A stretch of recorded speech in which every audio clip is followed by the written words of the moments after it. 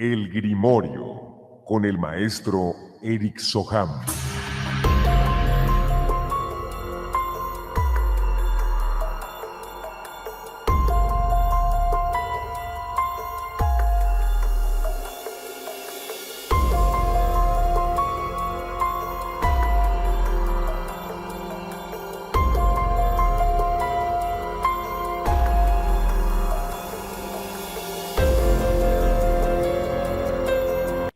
Aquí menciona que su mamá sueña a su abuelita muerta, que ya falleció, y amanece con marcas de dedos en el cuerpo. Bueno, aquí hay una cosa importante. Esto que está mencionando aquí son los síntomas clásicos de cuando hay seres que ya están tocando a la persona, es algo que no debe de ser. Esto sucede cuando ya tienen determinada fuerza y ya tienen control prácticamente sobre lo físico, y aparecen moretones en los brazos, en los muslos, en las pantorrillas y a veces en los antebrazos. Y esto lo que representa es que ya están tocando estos seres de oscuridad a la persona. Son estas manchas negras como moretones que no duelen y se quitan rápido. En realidad son moretones, son hematomas. Cuando nosotros soñamos, vamos a recordar que este plano físico es un plano de formas, pero cuando nosotros podemos detectar o percibir a un ser de esta naturaleza, ellos se encuentran en un plano que no es de formas, pero nos conocen y pueden tomar la forma que ellos decidan. En este caso, deben de estar tomando la figura de su abuelita, y entonces esto permite que la persona, aún en el sueño, no rechace a estos seres y deje que se aproximen. También hay una parte importante a donde dice que a él le pasa lo mismo y que amanece con marcas en su cuerpo. Eso es exactamente igual. Eso es lo que producen estos seres, y lo que está sucediendo aquí es que la supuesta abuelita no es la abuelita, es un ser de oscuridad que está tomando la forma de la abuelita para no ser rechazado. Entonces, lo que hay que hacer aquí es revisar el resto de la sintomatología, que es clásica, para poder determinar qué clase de seres son y por qué están ahí, y entonces retirarlos. Sí sería muy conveniente retirarlos, porque ya cuando empiezan a tener este tipo de dominio sobre lo material, pues ya hay que tener mucho más cuidado, porque ya pueden tocar, ya pueden mover algunas cosas físicas.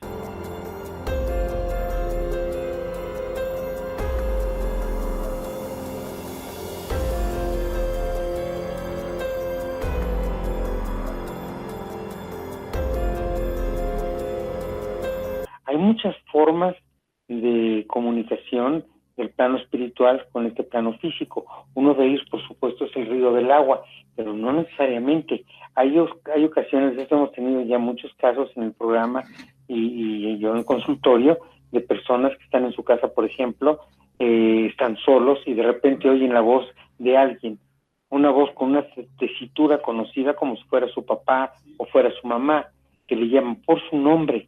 Y entonces, mamá, ¿me hablaste? En caso de que sea la mamá, no, hijo, para nada, o no, hija, para nada, o en caso de que no haya nadie, pues todavía más extraño aún, que escuchen que los llaman por su nombre.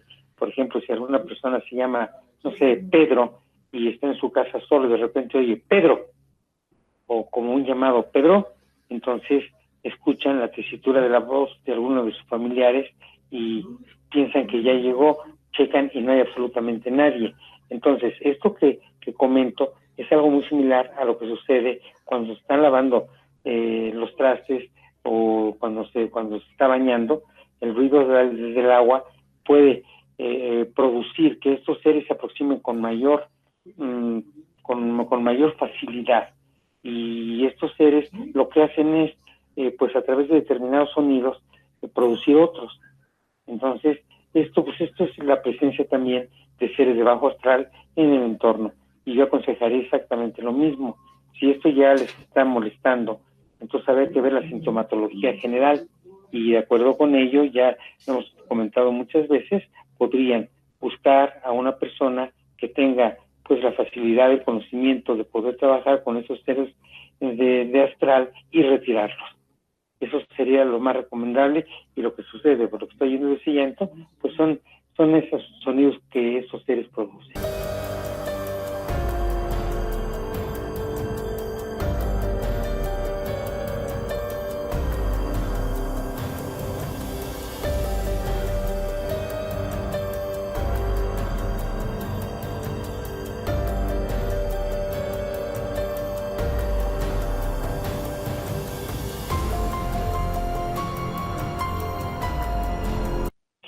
Bueno, esta es una sensación muy particular. Cuando en ocasiones su madre le ha mencionado que tienen el don, o les han mencionado a ellos que tienen el don, pues la persona que se los ha mencionado, si es una persona que tiene pues percepción o tiene algún tipo de don también para poder determinar si lo tienen, entonces esto indica que tienen una sensibilidad que no tienen otras personas, y eso les permite percibir cosas que los demás no perciben. Entonces, se dice que a la edad de 24 años, desde la edad de 24 años le ocurre esto, que es otra cosa y también es muy importante, que se queda dormido, y entonces lo que él llama parálisis de sueño. Dice que estando sentado en algún lugar, un sillón o donde sea, incluso de trabajo, le gana el sueño y logra soñar que está despierto. Esta es una práctica que comenta Carlos Castaneda en sus libros, que se siente tan real, que logra percibir todo, sentirlo. Y lo que está pasando aquí es que hay un desprendimiento astral, pueden tocar las cosas, pero él dice que se siente muy pesado. Lo que sucede es que bajo determinadas condiciones un desprendimiento astral no siempre va en la misma proporción ni en la misma cantidad. Cuando una persona logra tener un desprendimiento totalmente del astral, de su cuerpo astral, pues no va a sentir esa pesadez, pero cuando sigue habiendo todavía un vínculo con el cuerpo físico, con el cuerpo astral, puede sentirse esa pesadez, y eso es algo completamente normal. Es como cuando se te duerme algún miembro, porque está uno más sentado, y se siente pesado y se siente torpe. Entonces, cuando él trata de recuperarse, pues le toma cierto tiempo, pero eso también es normal. Entonces, ¿por qué le pasa esto? ¿Por qué le sucede esto? Pues es porque tiene esa sensibilidad o esa facilidad también de salir en cuerpo astral. Solamente que debe tener mucho cuidado para que no lo haga con plena voluntad, porque siempre existirá un riesgo. Si esto sucede durante horas normales del sueño, no pasa absolutamente nada, porque todas las leyes de protección que tenemos nos están protegiendo, y ningún ser o ninguna energía exógena o ajena podría tomarnos. Cuando se hace por voluntad, entonces esas leyes que pues nos pueden proteger quedan de lado. Entonces, pues puede seguir haciendo su viaje astral, su desprendimiento astral, pero el riesgo existe. Entonces, pues esto sería muy importante en nuestro querido amigo, pues buscar un poco de información de lo que son los desprendimientos o los viajes astrales, para que entonces pueda hacerlo con mayor seguridad y con mayor precisión. Aunque en algunas partes dicen que es normal, que no pasa nada, no. Y siempre hay un riesgo. El factor de riesgo, pues es un porcentaje de que puedan tomar el cuerpo o los puedan tomar a ellos y no los dejen regresar. Entonces, aunque no es tan grande la probabilidad, pues sí existe, y sería aproximadamente un 30%.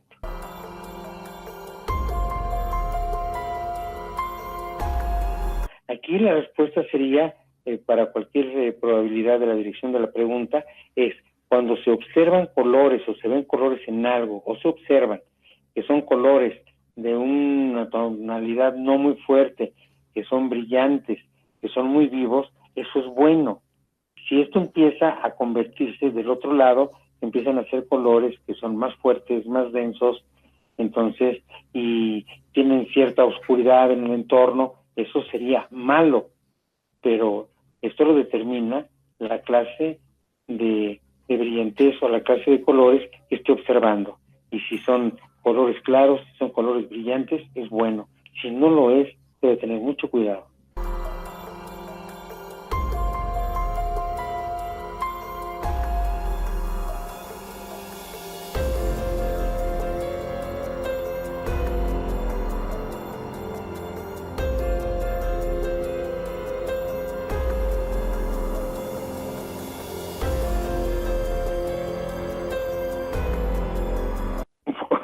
Buena pregunta.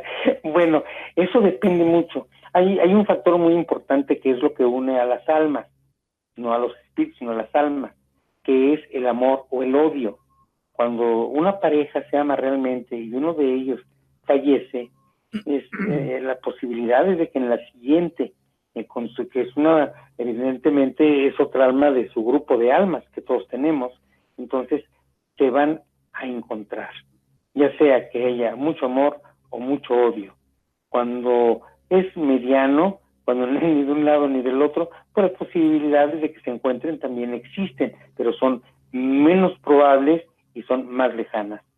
Ahora, si él está con una mujer y la amaba, entonces, pues ahí hay ya un convenio y una palabra, pues comprometida de que nos vamos a encontrar. Pero si tiene otra pareja, aquí es donde viene la respuesta de si es con una, con la otra o con las dos, es con quien más sea fuerte o el más lazo afectivo fuerte que haya, con ella va a ir. Si es que realmente hay un amor profundo. Si no lo hay, pues no va a ir con ninguna de las dos.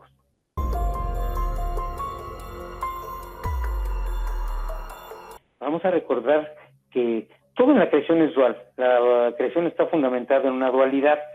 Cuando nosotros hablamos de sal, inmediatamente viene a nosotros, cuando la gente tiene contacto con la sal, me voy a salar, me va a ir mal, estoy salado, no me eches a mí la sal. En fin, la sal tiene una connotación muy importante, pero siempre la tenemos en cuenta como algo que sala. Pero, sin embargo, la verdadera naturaleza de la sal es que es el mejor limpiador que existe también. Vamos a recordar que todo es dual. Como tiene una forma, tiene la otra. O sea, puede salar también, depende de la intención, pero también puede purificar y limpiar, también depende de la intención. Y además, cuando se hace de un lado o se hace del otro, la sal no debe ser una sal común y corriente, debe de ser sal lo más pura que se pueda, sal de mar, y debe de liberarse. A esa sal se le hace un exorcismo, se exorciza la sal y entonces ya se junta esa sal para poderla lanzar o para poder hacer agua bendita. La verdadera agua bendita no solamente agua, sino es agua con sal, de la misma manera, porque la sal es la parte limpiadora y el agua pues es la parte divina, es un agua ionizada. Entonces, bueno, en las iglesias no se lo ponen porque sería muy inconveniente. En las pilas, donde está el agua bendita, se pondrían blanquecinas, se vería muy mal, pero en realidad debe de llevar sal. Es una forma de liberarse de algunos seres con sal, pero tiene que ser sal exorcizada. El agua pues es otro elemento, pero aquí lo que más limpia es la sal. Lo que el ajo hace es que no lo soportan, pero lo que limpia es la sal.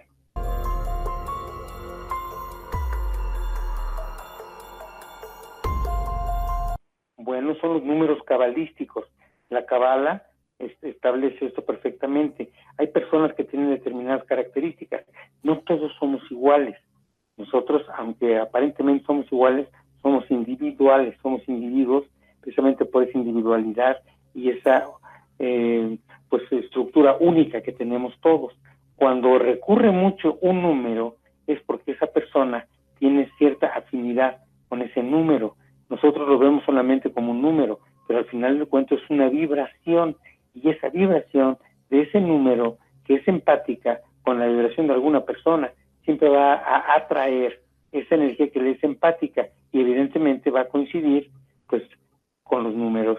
Y también vamos a recordar que toda la energía corresponde a un color, a un olor y a un sonido.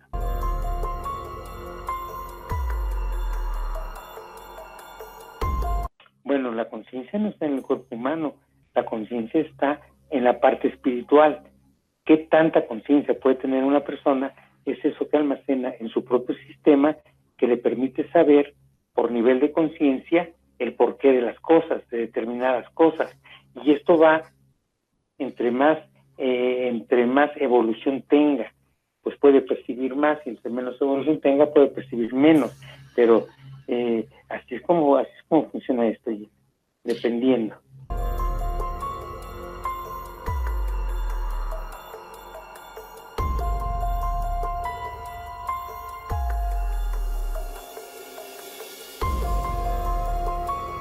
Vamos a recordar que los animalitos no tienen un cuerpo emocional, entonces por lo tanto no tienen maldad, y si no tienen maldad, pues transcurren de una manera natural. Si por alguna razón algo los está atorando, no deja de ser parte de un aprendizaje que deben de tener. Pero no hay una parte así como que un animalito que no tiene conciencia vaya a ir a un lugar a donde haya sufrimiento, cosas por el estilo. No, definitivamente no.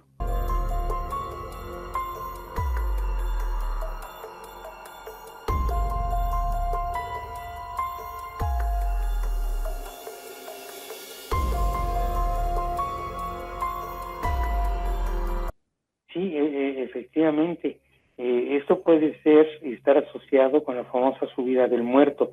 Vamos a recordar que cuando estos seres se arriman a la energía de una persona, hay muchas personas que los perciben por una frecuencia, por un zumbido, por la sensación, y algunos definitivamente los ven. Entonces, ¿qué es lo que sucede? Cuando se tiene esa parálisis del sueño, que quedan las personas en un estado catatónico, es porque esa persona prácticamente entró en su sistema, y esto se conoce como la famosa subida del muerto, y a veces, aunque no se suba, sí producen de todas maneras esa parálisis, para que entonces estos seres puedan, con toda libertad, pues afianzarse en el lugar a donde están.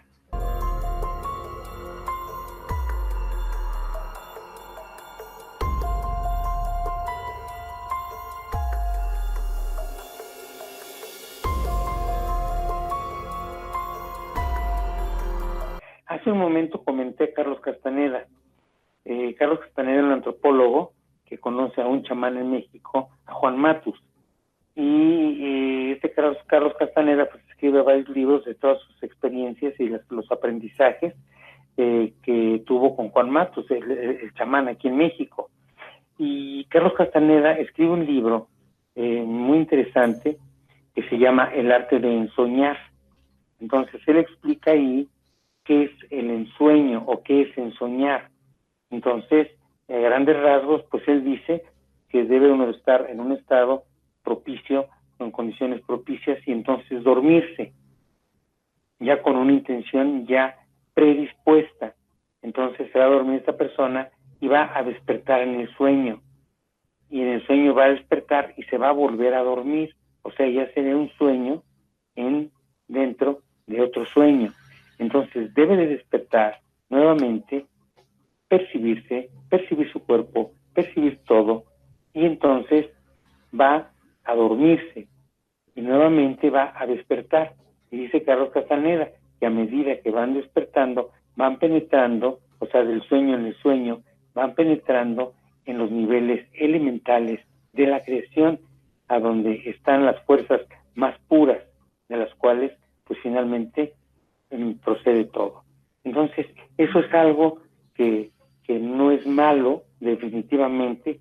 Solamente lo que tendría que hacer, lo querido amigo o amiga, sería pues investigar un poquito para que pueda entenderlo. El libro de Carlos Castaneda se llama El arte de ensoñar, y ahí va a encontrar algunas pistas y algunas explicaciones de lo que le está pasando. Es precisamente eso. Esto se hace a propósito, no se da de una manera así espontánea. Sin embargo, podría suceder que una persona, estando dormida, entonces despierte dentro de su mismo sueño, y entonces se dé cuenta que está dormido y vuelva nuevamente a hacer todas las condiciones que se requieren para dormirse, y entonces dormirse en el sueño dentro del sueño. Pero este libro le serviría mucho, El arte de ensoñar, de Carlos Castaneda.